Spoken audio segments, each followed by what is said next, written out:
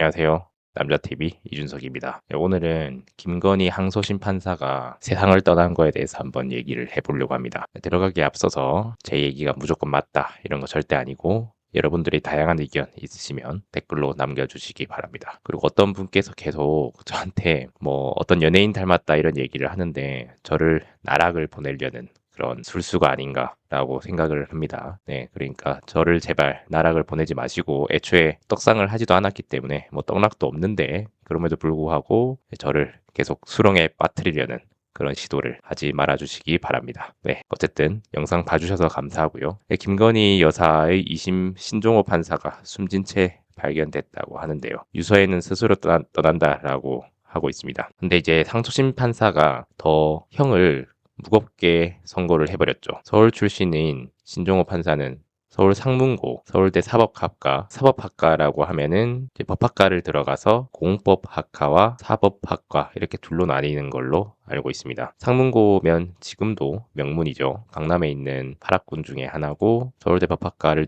나온 엄청난 인재라고 할 수 있는데 이분이 왜 세상을 떠났을까요? 1998년 27기 사법연수원을 수료했고 의정부 지원에서 판사 생활을 시작해서 서울지법, 울산지법, 서울 서부지역, 법원 내 엘리트 보직으로 평가받는 대법원 재판연구관을 지냈다고 하죠. 법원 내에서는 철저한 원칙주의자로 평가하고 23년에는 서울변회 선정 우수법관에 뽑히기도 했다는데요. 근데 지난 2월에 부패 전담부인 형사 15부에 배정이 됐는데 이제 김 여사에게 1심은 징역 1년 8개월을 선고했는데 항소심은 김 여사에게 징역 4년을 선고해서 형을 늘렸다라는 거죠. 김 여사가 도이치모터스 주가 조작 가담 혐의와 통일교에서 200만 원 상당의 샤넬 가방을 수수한 혐의를 무죄에서 유죄로 뒤집었다라고 합니다. 근데 사실은 이게 지금 고위 부패 사건들을 보면 802만 원은 되게 우습잖아요. 그냥 몇십억, 뭐 몇백억 이런 얘기하고 있는데 802만 원 이러니까 상대적으로 우스워 보이는 거죠. 근데 사실은 802만 원 가방도 우스운 돈이 아니긴 하거든요. 그리고 도이치모터스 주가 조작도 사실은 이제 논란이 많긴 한데 어쨌든 이 부분을 유죄로 담으면서 이제 형량을 과도하게 늘렸지 않냐라는 얘기도 뭐 있긴 한데 뭐 어쨌든 이제 6일 새벽에 고법 판사는 서초구의 법원 종합청사에서 숨진 채 발견됐다고 합니다. 연락이 닿지 않는다는 가족의 신고를 받았는데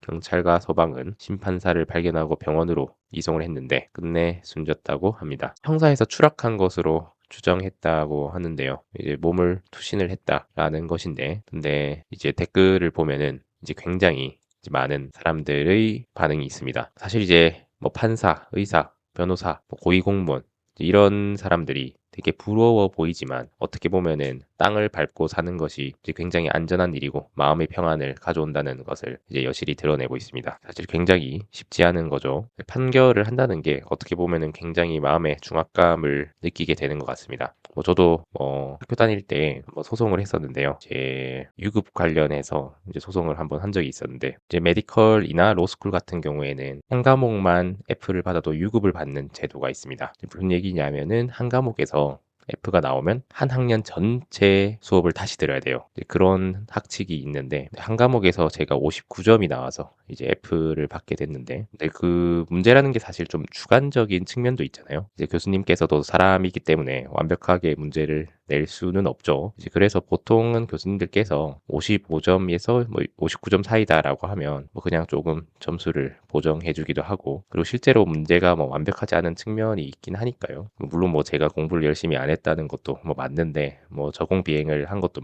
늦은 나이에 들어와서 학점이 뭐가 중요하겠냐라는 그런 아니란 생각을 했던 것도 맞긴 한데 뭐 어쨌든 공부를 아예 안 한 건 아니고 그래도 59점을 받은 거는 조금 교수님께서 좀 의도가 있지 않았나라는 생각이 들어서 조금 이의 제기를 했었는데 근데 교수님께서 그거를 받아들여지지 않더라고요. 근데 너무 불합리하다라는 생각이 들어서 또 저는 원룸 계약을 이미 졸업 전까지 해놓기도 했고 1년만 유급을 받아도 바로 군대로 끌려가야 되는 나이였기 때문에 그리고 뭐 무엇보다도 이제 문제가 너무 말이 안 된다라고 생각을 했던 거죠. 그래서 법원에서 판결을 받아서 뭐 승소를 했죠. 가처분을 일단 신청을 했고 그 다음에 본소까지 다 승소를 이끌어내면서 유급을 무효를 시켜냈습니다. 어쨌든 그 교수님께서는 조금 학문의 권위 뭐 이런 것들이 조금 떨어지셨다고 생각을 했는지 이제 사임을 하시긴 했는데, 근데 어찌 됐든 간에 그때도 판사님께서 굉장히 좀 부담을 느끼시는 것 같다는 느낌을 받았어요. 무슨 얘기냐면 어쨌든 교수님께서 그 분야의 권위자라고 생각을 했는데, 이제 판사인 내가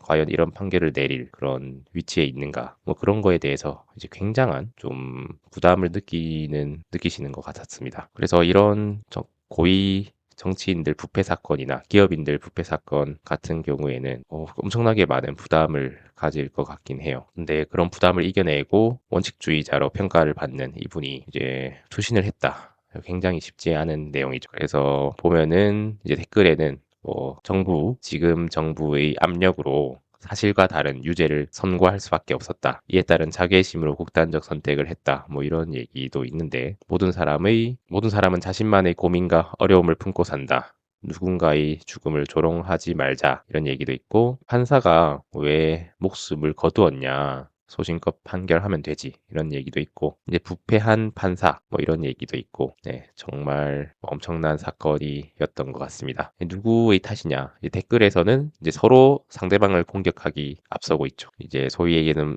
우파는 좌파를, 좌파는 우파를 서로 공격하고 있는 모습인데, 진실은 아무도 알 수 없겠죠. 이거랑 관련해서도 사실 이제 공보위들이 목숨을 스스로 끊었다라는 사건도 있었는데요. 몇 년 전의 일이었죠. 섬으로 간 공보위가 갑자기 목숨을 끊었다. 뭐 이런 얘기도 있는데, 뭐 일각에서는 과도한 과로사로 목숨을 끊었다. 혹은 뭐 주민들의 압박에 못 이겨서 목숨을 끊었다. 이런 다양한 추측이 오가고 있었는데요.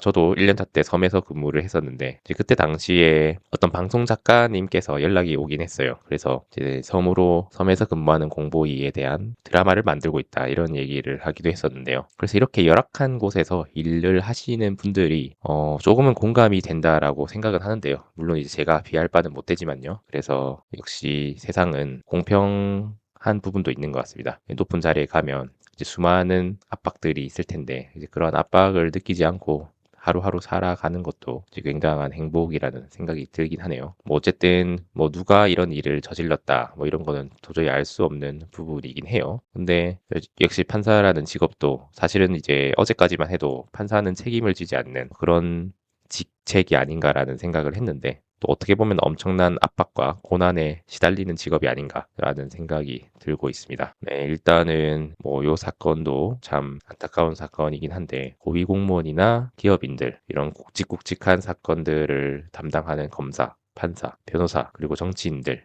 이런 사람들이 어떻게 보면은 행복하지 않을 수도 있겠다 이런 생각을 하고 있습니다. 네, 어쨌든 이걸 누구 탓으로 뭐 돌리거나 뭐 의미 없는 추측을 하는 것은 저는 좀 배제를 하고 싶고요. 각자 이제 다양한 생각이 있을 테니까 그런 의견들이 있으시면 댓글로 남겨주시면 감사하겠습니다. 네, 오늘도 재미없고 두서없는 영상 봐주셔서 감사합니다. 다음에 또 뵙겠습니다.